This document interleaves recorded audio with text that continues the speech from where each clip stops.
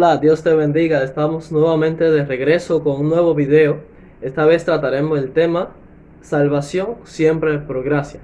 Y bueno, ¿de qué trata este asunto? Algunas personas lamentablemente han desarrollado una idea que se basa en lo siguiente.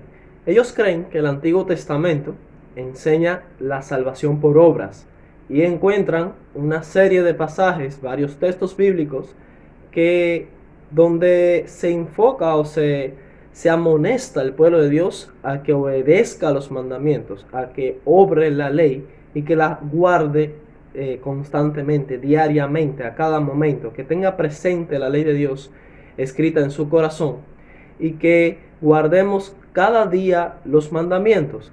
Y entonces estas personas que leen estos textos llegan a la conclusión de que en el Antiguo Testamento, para obtener el favor de Dios, el perdón de Dios y la salvación finalmente, pues había que obedecer estrictamente los mandamientos eh, para ganar y obtener el favor de Dios, su perdón, su misericordia y la salvación final. Si no se obedecían los mandamientos, pues Dios no te perdonaba, no te podía salvar. Y llegan a esa conclusión que el Antiguo Testamento enseña salvación por obras y entonces esto cambió y en el Nuevo Testamento se quitó todo esto, la condición de obedecer estrictamente la ley, de guardar los mandamientos cada día, y eso cambió en el Nuevo Testamento. Ahora llegó el pacto de la gracia, ahora somos salvos por medio de la gracia, un don gratuito de Dios. Dios te perdona simplemente y ya no tienes que guardar la ley para obtener el favor de Dios o llegar a la salvación. ¿Cuán real es esto? Es verdad que el Antiguo Testamento enseña la salvación por obras y el Nuevo Testamento cambió al de la salvación por gracia. Vamos a ver el día de hoy qué enseña la Biblia al respecto. Lo primero que queremos señalar es que cuando Dios creó a Adán y Eva, le dio un mandamiento, le dio una orden. Dice Génesis capítulo 2, versículo 17: mas del árbol de la ciencia del bien y del mal no comerás, porque el día que de él comieres, ciertamente morirás. Aquí leemos que Dios en el jardín del Edén le prohibió a Adán y a Eva comer de un árbol. Este era el árbol prohibido. Y no debían comer de ese árbol como una prueba de obediencia, de gratitud a Dios, como señal de que ellos creían que Dios era su creador y le obedecerían. Este mandamiento, esta orden, contenía en esencia todos los principios de la ley de Dios. Si ellos amaban a Dios, pues, y estaban agradecidos con lo que Dios les había provisto, pues iban a obedecer esta orden sencilla. Bien, usted conoce la historia, Adán y Eva no obedecieron esa orden. Ahora, lo que hay que señalar aquí es que dice que el día que de él comieres ciertamente morirás. Ahora, es un hecho de que Adán y Eva no murieron ese mismo día. El día que comieron del fruto, ellos no murieron. Ahora, ¿por qué no murieron? Algo sí sucedió ese día, ese mismo día. Y si vamos a Génesis capítulo 3, versículo 15, leemos lo siguiente, Génesis 3:15.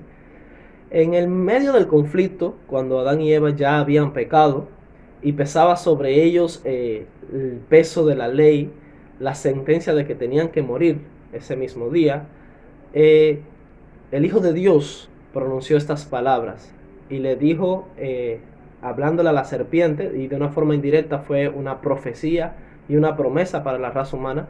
Dice aquí: y pondré enemistad entre ti y la mujer, o sea, entre la serpiente y la mujer, y entre tu simiente y la simiente suya. Esta, o sea, la simiente de la mujer, te herirá en la cabeza a ti, serpiente. Te va a hacer una herida en la cabeza. Y tú, o sea, la serpiente, le herirás en el calcañar. Así que en esta promesa que fue hecha de manera indirecta a la raza humana, Dios dijo que por medio de la mujer, o sea, por medio de Eva, y como tal la descendencia de la mujer, llegaría una simiente que tendría la misión de aplastarle la cabeza a la serpiente, en otras palabras, y venía un conflicto a la raza humana, iba a haber una gran batalla, un gran conflicto entre la mujer y la simiente de la mujer, y entre la serpiente y la simiente de la serpiente. En otra palabra podríamos decir los hijos de la mujer, los hijos de la serpiente. Esto debería explicarse un poco más. La serpiente sabemos que era Satanás, quien estaba detrás de este agente, y los hijos de Satanás, pues simplemente la Biblia nos dice que son los que hacen las obras de Satanás. Y los hijos de la mujer, en este caso la mujer también representa a la iglesia, representa el pueblo de Dios, el linaje de Dios a través de la historia. Podríamos decir su pueblo o su iglesia. Y va a haber una batalla entre la simiente de Satanás, los descendientes de Satanás, los que hacen la obra de Satanás, y el pueblo de Dios, la iglesia de Dios a través de la historia. Y por medio de esa iglesia, por medio de la mujer, pues Dios iba a enviar a un Mesías, un libertador, que iba a destruir a la serpiente y le iba a dar una herida mortal en la cabeza. Ahora, ¿esto qué tiene que ver con que si el Antiguo Testamento había salvación por gracia o por obra? Bueno, entendiendo el Evangelio, si lo entendemos de manera correcta desde sus inicios, en el mismo Génesis, vamos a entender que en el Antiguo Testamento jamás hubo tal cosa como una salvación por obras. La salvación siempre fue por gracia a través de la historia. ¿Y cómo lo sabemos? En primer lugar, esto que iba a ser la simiente de la mujer que le iba a aplastar la cabeza a Satanás, no iba a ser obra directa del hombre como tal, de la mujer. No era la mujer la que le iba a aplastar la cabeza, no era Adán quien le iba a aplastar la cabeza, sino la simiente de la mujer. Ahora, de eso leemos en Gálatas 3:16 lo siguiente. Gálatas 3:16: en todo el Antiguo Testamento se esperó, se anheló la llegada de esta simiente. Incluso a Abraham se le hizo esa promesa, se le reiteró esta promesa. Y en Gálatas 3:16 el apóstol Pablo nos explica: ahora bien, a Abraham fueron hechas las promesas y a su simiente. No dice y a las simientes como si hablase de muchos, sino como de uno. Y a tu simiente, la cual es Cristo. Así que el apóstol Pablo nos ayudó a identificar quién era esta simiente prometida que le iba a aplastar la cabeza a Satanás, fue Cristo. ¿Y cómo lo hizo? Lo hizo mediante su cruz. Y vamos a ver un poco más de detalles al respecto. Ahora, esto es claramente salvación por gracia, porque solamente por la gracia de Dios es que la cabeza de Satanás quedó aplastada. Y solamente esta promesa de Dios hecha desde el mismo comienzo a Adán y a Eva es una evidencia, una prueba clara del que el plan de salvación, la misión de aplastarle la cabeza a Satanás, no fue algo reciente, un cambio nuevo del Nuevo Testamento, sino que viene desde la eternidad, desde el mismo comienzo del problema aquí en la tierra. Vamos a leer un poco más recordando el hecho de que Adán y Eva tenían que morir ese día, según Génesis 2:17. Al violar el mandato de Dios, al comer del fruto prohibido, la sentencia era que debían morir ese mismo día. Ahora vamos a leer lo que dice Apocalipsis capítulo 13, versículo 8. Apocalipsis 13:8 dice lo siguiente: y la adoraron, a la bestia, todos los moradores de la tierra cuyos nombres no estaban escritos en el libro de la vida del Cordero, que fue inmolado desde el principio del mundo. Ahora, es un hecho de que este Cordero, según el mismo libro de Apocalipsis, es el Hijo de Dios, es Jesucristo.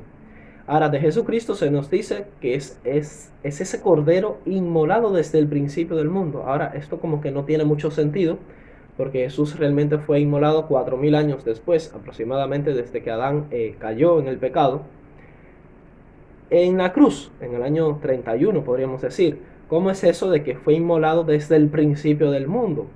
¿De qué manera Cristo fue inmolado desde el mismísimo principio del mundo? Bueno, lo que sí pasó en el principio del mundo fue que Adán y Eva pecaron y acarrearon la condenación sobre la raza humana. Ahora, vamos a leer otro texto a ver si podemos obtener algo más de luz al respecto. En Primera de Pedro, capítulo 1, versículos 18 al 20,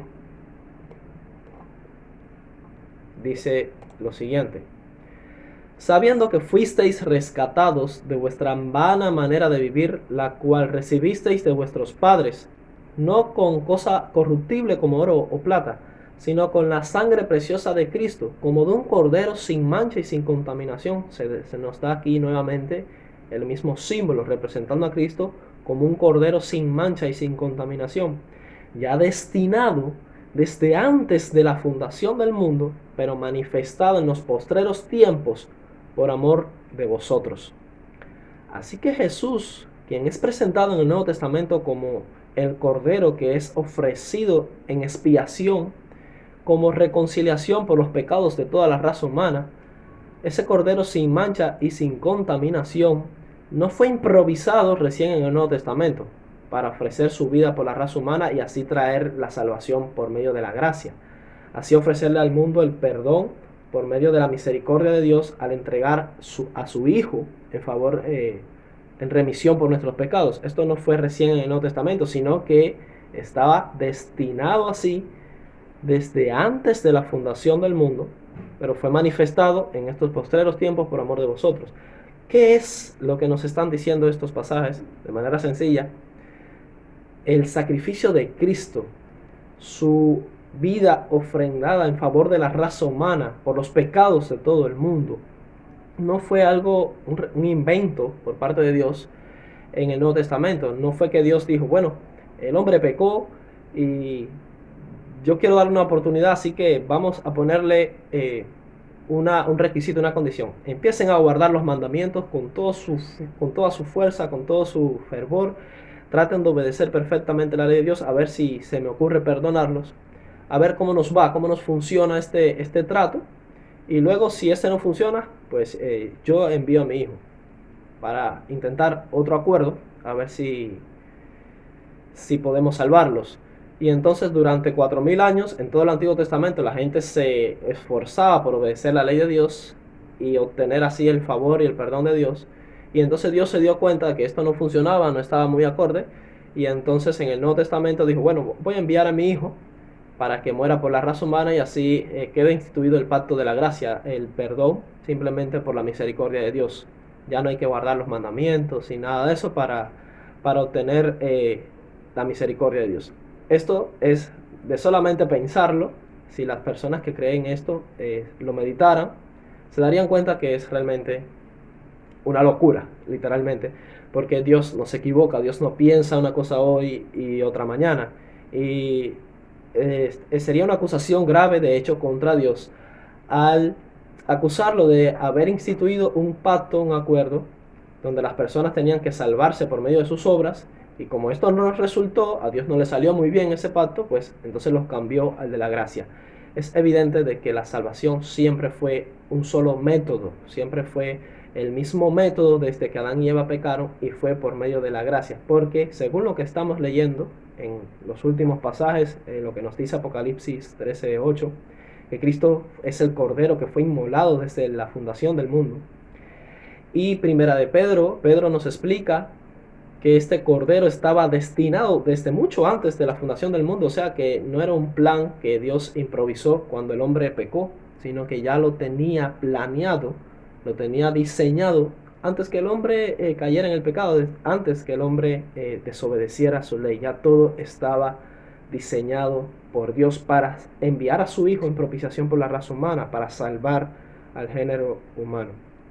Juan capítulo 1 versículo 29. En Juan 1:29, ahí leemos claramente, por si alguien tiene la duda. Juan 1:29 dice, al siguiente día vio Juan a Jesús que venía a él y dijo, he aquí el Cordero de Dios que quita el pecado del mundo. Así que la misión de quitar el pecado del mundo, eliminar la acusación que pesaba sobre toda la raza humana, la culpa y la condenación que había sobre el género humano, el encargado de llevar esta misión adelante fue el Cordero de Dios, que es Cristo Jesús. Y esto no fue un invento reciente en el Nuevo Testamento, sino que estaba, de hecho, desde el mismo principio, desde el mismo Génesis. Por eso encontramos en Génesis capítulo 3, versículo 21. Génesis 3:21 leemos allí, y Jehová Dios hizo al hombre y a su mujer túnicas de pieles y los vistió.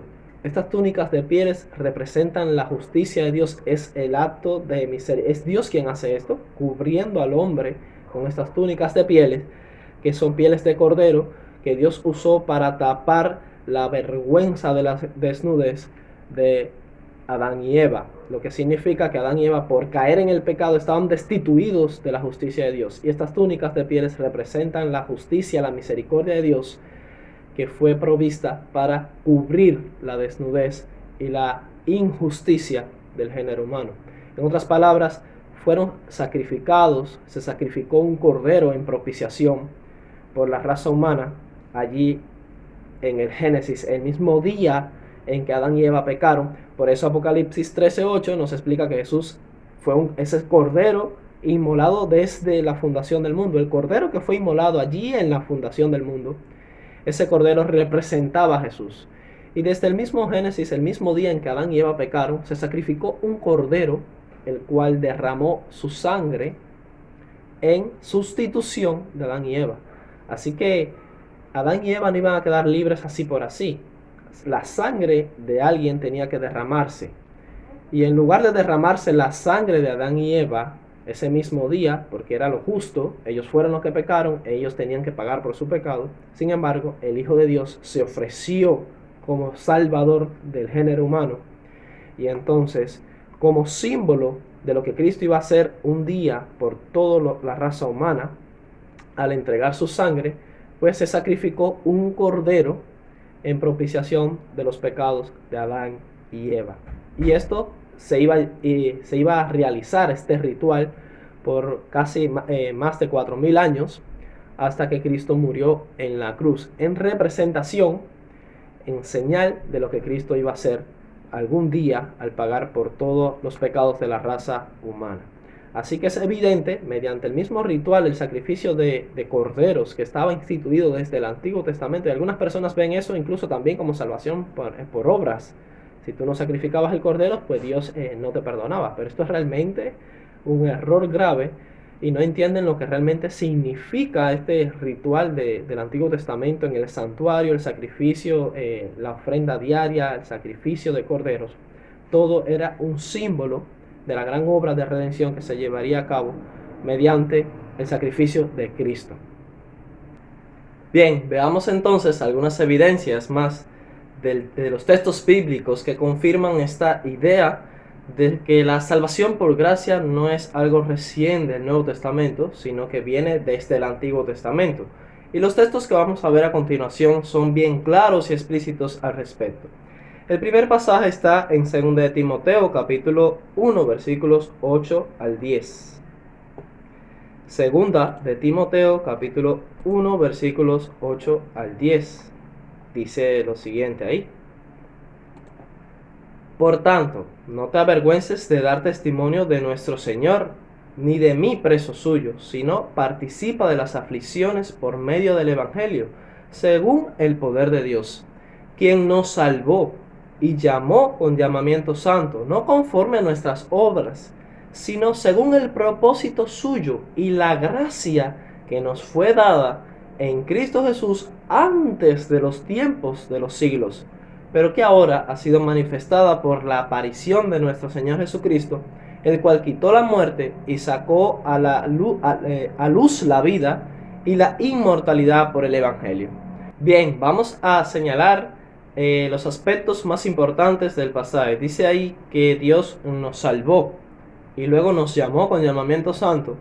Dice que no conforme a nuestras obras. Él no tuvo en cuenta nuestras obras, porque de haberlo hecho, lo que merecíamos a causa del pecado es la muerte, ya que Romanos 6:23 señala que la paga del pecado es muerte. Entonces Cristo no tuvo en cuenta nuestras obras para salvarnos. Ahora, eso lo hizo según el propósito o el deseo suyo, su voluntad divina, y la gracia que nos fue dada en Cristo Jesús antes de los tiempos de los siglos. Así que esta gracia que le fue dada al género humano en Cristo Jesús es eterna, viene desde antes de los tiempos de los siglos. Esto demuestra claramente que la salvación por medio de la gracia, este regalo de Dios, este don de Dios, quien nos salvó sin tener en cuenta nuestras obras, no es algo reciente del Nuevo Testamento, sino que viene desde el Antiguo Testamento mismo. Ahora que esa gracia fue manifestada ahora en tiempo presente, ya por la aparición de nuestro Salvador Jesucristo, claro, porque en la cruz es que Cristo confirma la promesa y entrega su vida. De esa manera entonces quita la muerte para el género humano, esa es la segunda muerte, y saca a luz la vida y la inmortalidad, esta es la vida eterna, por medio del Evangelio, cuando las personas creen en el Señor Jesucristo y aceptan el Evangelio y la salvación por gracia, aceptan su sacrificio en la cruz. Así que Él nos salvó a todos y nos llamó, no conforme a nuestras obras, no tuvo en cuenta nuestras obras. Y ese era su propósito, su deseo, es la gracia que ha sido dada a la humanidad mediante Cristo Jesús desde antes de los tiempos de los siglos. Es algo similar a lo que nos explica Pedro, que Cristo es el Cordero sin mancha. De esa manera fuimos rescatados con ese Cordero sin mancha y sin contaminación, que ya estaba preparado, planificado desde antes de la fundación del mundo. Y por eso Apocalipsis 13:8 nos explica que Jesús fue inmolado desde el principio del mundo, desde la fundación del mundo. Ahora veamos otro texto que también es esclarecedor al respecto, ahí en 2 de Timoteo capítulo 3, esta vez capítulo 3 versículo 15. Dice lo siguiente ahí: Pablo le escribe a Timoteo y le dice: y que desde la niñez ha sabido las Sagradas Escrituras. Ahora debemos hacer una pausa ahí y hacernos una pregunta. Deberíamos plantearnos la siguiente pregunta: ¿a qué llama el apóstol Pablo, escribiéndole a Timoteo, Sagradas Escrituras? Hay que señalar el hecho de que lo único que podría llamarse en ese contexto histórico, cuando Pablo escribía su carta a Timoteo, como Sagradas Escrituras, era precisamente el Antiguo Testamento. Y usted dirá, ¿por qué? Bueno, porque lo único que existía como Biblia hasta entonces, lo que nosotros conocemos como Biblia hoy, lo que podríamos identificar como Biblia en aquella época, era el Antiguo Testamento, porque era el único documento escrito que era inspirado por Dios, reconocido hasta entonces. Era lo único que se podía reconocer o llamar Sagradas Escrituras, y también que Timoteo podría conocer e identificar desde su niñez como Sagradas Escrituras. Cuando Pablo le escribió a Timoteo, lo único que se podía conocer como Sagradas Escrituras era el Antiguo Testamento. Ahora, téngase esto en cuenta, porque lo que vamos a leer a continuación nos dice lo que Pablo creía del Antiguo Testamento. Dice, las cuales esas escrituras, desde Génesis hasta Malaquías, te pueden hacer sabio para la salvación por obras, que es en Cristo Jesús. Usted sabe que no dice eso. Dice, las cuales te pueden hacer sabio para la salvación por la fe, que es en Cristo Jesús. Toda la escritura es inspirada por Dios y útil para enseñar, para redarguir, para corregir, para instruir en justicia, a fin de que el hombre sea perfecto, enteramente preparado para toda buena obra. Pero el pasaje interesante es el 15. Ahí nos señala claramente que las Sagradas Escrituras, o sea, el Antiguo Testamento, te puede hacer sabio para la salvación por la fe. O sea, la idea, la creencia de que el Antiguo Testamento plantea una metodología de salvación basada en las obras es falsa por completo y está descartada por estos mismos textos que señalan que la salvación por gracia, por medio de la fe, estaba instituida, está enseñada desde el Antiguo Testamento. No existe tal cosa en la Biblia como salvación por obras o algún cambio en la metodología de salvación. Siempre fue la misma. La salvación fue por gracia, esa gracia que nos fue dada desde antes de los siglos, como dice del principio de los siglos, como dice lo que le escribió el mismo apóstol Pablo a Timoteo en el capítulo 1, en la introducción de su carta. Así que queda claro que el Antiguo Testamento enseña la salvación por gracia y no la salvación por obras. Esto es un error la persona que crea esto. Otro pasaje es Romanos capítulo 1, versículos 1 al 3. Allí Pablo hace su introducción a su carta a los romanos. Dice Romanos capítulo 1, versículos 1 al 3. Pablo, siervo de Jesucristo, llamado a ser apóstol, apartado para el evangelio, que él había prometido. Ahí vamos. Este evangelio, del cual Pablo predicaba y enseñaba y difundía por todo el mundo, ese evangelio había sido prometido antes por sus profetas en las Santas Escrituras, o sea, en el Antiguo Testamento, acerca de su Hijo, nuestro Señor Jesucristo, que era del linaje de David según la carne. Así que queda claro que el evangelio que Pablo predicaba estaba prometido, estaba hablado, estaba enseñado ya desde el Antiguo Testamento por medio de los profetas en las Santas Escrituras. Nuevamente hay que señalar que esta expresión Santas Escrituras y lo que los profetas habían escrito cuando Pablo escribió su carta a los romanos era solamente el Antiguo Testamento. Un texto interesante que nos ayuda a comprender esta temática es Apocalipsis capítulo 14, versículo 6. Habla ahí del mensaje de los tres ángeles y se introduce de la siguiente manera: vi volar por en medio del cielo a otro ángel que tenía el evangelio eterno para predicarlo a los moradores de la tierra, a toda nación, tribu, lengua y pueblo. Así que el evangelio que se enseña en el Nuevo Testamento es definido en el libro de Apocalipsis como el evangelio eterno. Ahora, la palabra eterno, ustedes saben que implica el hecho de que es un evangelio inmutable, es el mismo desde ayer, hoy y por los siglos. Es el evangelio que no cambia, es el mismo evangelio del Antiguo Testamento, el mismo evangelio que Jesús predicó, que predicaron los apóstoles, que predicó Pablo, es el mismo evangelio desde el principio. Hablándonos un poco acerca de la salvación y la justificación, Pablo señala en Romanos capítulo 3, versículos 29 y 30, que todos a la vista de Dios vamos a alcanzar la salvación o la justificación de la misma manera. Dios nunca va a llevar al cielo. En el cielo no se van a encontrar dos grupos de personas: uno que alcanzó el cielo justificándose por las obras. Yo guardé tantos años perfectamente la ley de Dios y por eso estoy aquí en el cielo.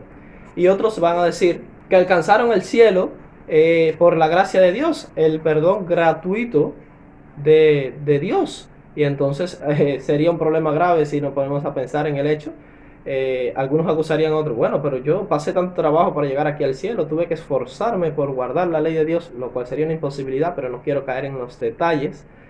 Más adelante, en próximos temas, vamos a ver por qué la salvación por obras sería de hecho algo descabellado e imposible, sería un método imposible de aceptar, de creer, o no sería factible para el género humano, ya que le es imposible de hecho obedecer la ley en su propio esfuerzo humano.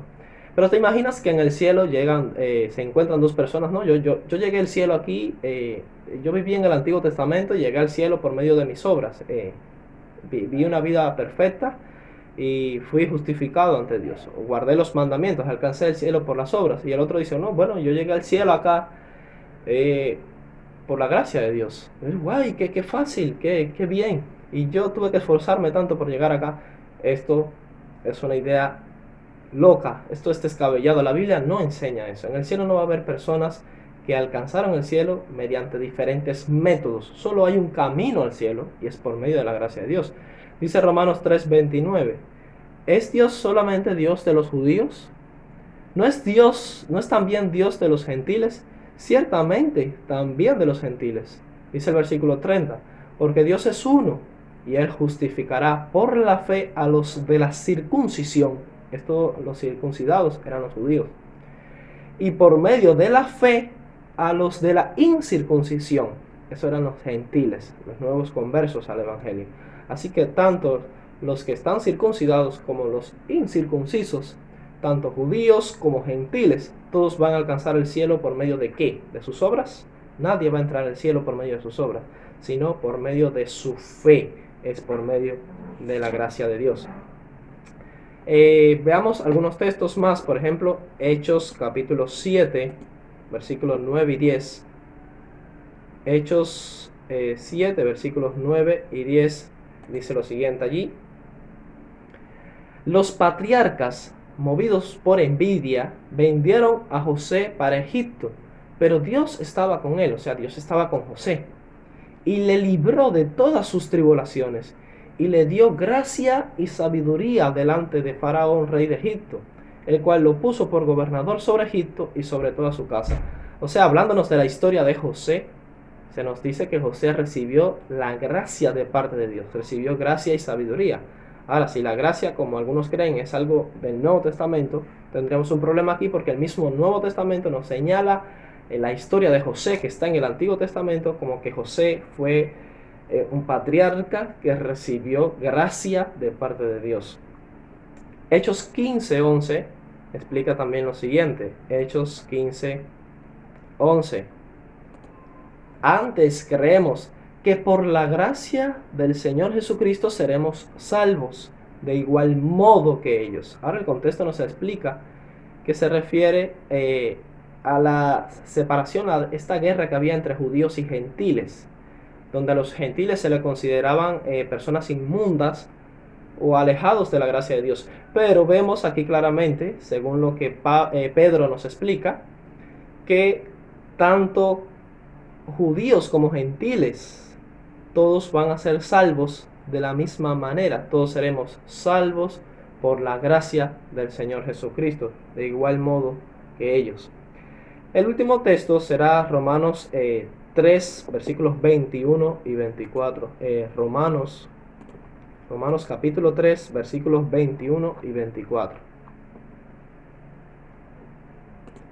Dice de la siguiente manera: pero ahora, aparte de la ley, se ha manifestado la justicia de Dios, testificada por la ley y los profetas. Esta justicia de Dios, al entregar a su Hijo en la cruz, en propiciación por los pecados de la raza humana. Esta justicia de Dios está testificada por la ley y los profetas. La justicia de Dios, de hecho, el sacrificio de su Hijo en la cruz, demuestra su justicia al conservar y mantener la ley, porque la ley no podía ser quitada para salvar a los condenados, que eran los seres humanos. Ahora, la justicia de Dios por medio de la fe en Jesucristo, para todos los que creen en Él, porque no hay diferencia. Yo creo que un texto más claro no lo vamos a encontrar. Esa justicia, ese método de salvación por parte de Dios que es justo, fue testificado por la ley y los profetas. Término que, dicho sea de paso, se refiere nuevamente al Antiguo Testamento. La justicia de Dios por medio de la fe en Jesucristo para todos los que creen en Él, porque no hay diferencia. No hay diferencia. Nunca nadie va a entrar al cielo siendo salvado por otro método. Por cuanto todos pecaron y están destituidos de la gloria de Dios. Todos están ante Dios, ante la ley de Dios, en la misma condición, en la misma situación. Todos han pecado, han violado la ley de Dios y están destituidos del carácter de Dios, de la gloria de Dios, siendo justificados gratuitamente por su gracia mediante la redención que es en Cristo Jesús. Bueno, es un texto como para ponerle la tapa al pomo. Este es para terminar. Es un texto bien esclarecedor. Todos van a llegar al cielo por el mismo método. Y es el mismo método que fue manifestado y enseñado, testificado por la ley y los profetas. Es la justicia de Dios por medio de la fe. La fe es el medio, la gracia de Dios es la causa. La fe en Cristo Jesús para todos los que creen en Él, hayan vivido en la época que hayan vivido, sean de la nación que sea, la raza que sea, no importa. A los ojos de Dios todos tienen el mismo camino de la salvación que recorrer. Ahora, al principio señalé el hecho de que algunos encuentran varios pasajes en el Antiguo Testamento que nos amonestan, nos animan, Dios anima a que su pueblo guarde los mandamientos, que guarde la ley cada día y la ponga por obra, y que esto puede resultar en bendición o condenación. Incluso hay textos bien claros que dan a entender como que si no obedecemos los mandamientos de Dios, vamos camino a la perdición y a la maldición. Es una lesión. Si obedecemos los mandamientos de Dios, tendremos un camino de justicia y de salvación, pero si no obedecemos los mandamientos de Dios, el fin será la muerte y la perdición eterna. Y algunos piensan que por encontrar estos pasajes en el Antiguo Testamento, pues entonces en el Antiguo Testamento la salvación era por obras. Pero bueno, yo creo que con lo presentado hasta aquí, queda claro que la salvación siempre fue por gracia. Ahora, ¿cómo explicamos esos textos? En estudios posteriores, en próximos videos, vamos a analizar esa cuestión y la vamos a ver. En el próximo estudio, el próximo video, hablaremos sobre la naturaleza invariable de Dios. Vamos a tocar un aspecto de la naturaleza de Dios que está relacionado con esto, de la ley, los mandamientos y la justificación. Y vamos a analizar si Dios tiene una naturaleza variable, que si puede pensar una cosa hoy y mañana otra. Vamos a ver qué dice la Biblia al respecto. Y en próximos videos vamos a analizar lo que dice la Biblia acerca de la obediencia a la ley, qué papel juegan los mandamientos y nuestra obediencia, la obra del hombre en el método de salvación. Porque ya vemos que la causa de nuestra salvación, la razón por la que todos entraremos, a alguna persona, no todos, pero bueno, alguna persona, quienes lleguen a entrar al cielo, va a ser por causa de la gracia de Dios por medio de su fe. Ahora, la ley y los mandamientos en nuestra experiencia tienen un papel importante y eso es lo que queremos analizar en el futuro.